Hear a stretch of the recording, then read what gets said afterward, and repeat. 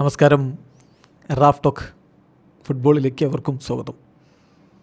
Neymar junior പറയുകയാണ്, എൻ്റെ കരിയറിൻ്റെ അവസാനമായിരിക്കുന്നു. എൻ്റെ കരിയർ ഇത് അവസാനിക്കാൻ പോവുകയാണ്. എനിക്കത് നന്നായിട്ടറിയാം.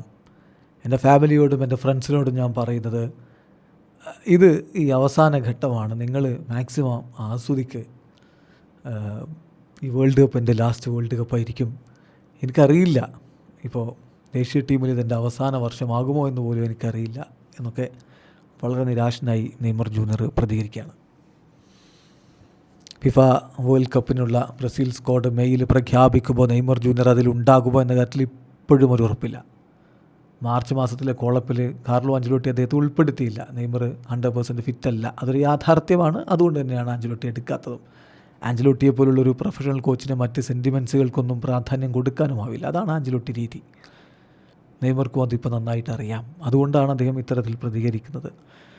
നമ്മുടെ സുഹൃത്തുക്കൾക്കൊക്കെ ഏറെ വിശ്വാസമുള്ള Italian football journalist Fabricio Romano തന്നെ നെയ്മറുടെ വാക്കുകൾ റിപ്പോർട്ട് ചെയ്യുന്നുണ്ട്. അദ്ദേഹം പറയുന്നു, this is my last world cup. Obviously ഇതെൻ്റെ അവസാന വേൾഡ് കപ്പായിരിക്കും.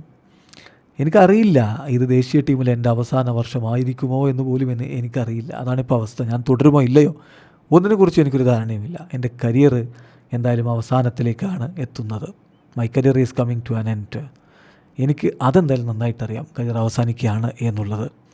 എല്ലായ്പ്പോഴും ഞാൻ എൻ്റെ ഫ്രണ്ട്സിനോടും ഫാമിലിയോടും ഒക്കെ പറയാറുണ്ട്, enjoy as much as you can because it will end. ഇത് അവസാനിക്കാൻ പോവുകയാണ്. പറ്റാവുന്നത്ര നിങ്ങളിതൊക്കെ ആസ്വദിക്കുക എന്ന്. അത് തന്നെയാണ് നെയ്മറുടെ ആരാധകരോടും പറയാനുള്ളത്. കരിയർ അവസാന ഘട്ടത്തിലേക്ക് കടക്കുകയാണ്. ആസ്വദിക്കുക അദ്ദേഹം കളിക്കളത്തിലുള്ള നിമിഷങ്ങൾ.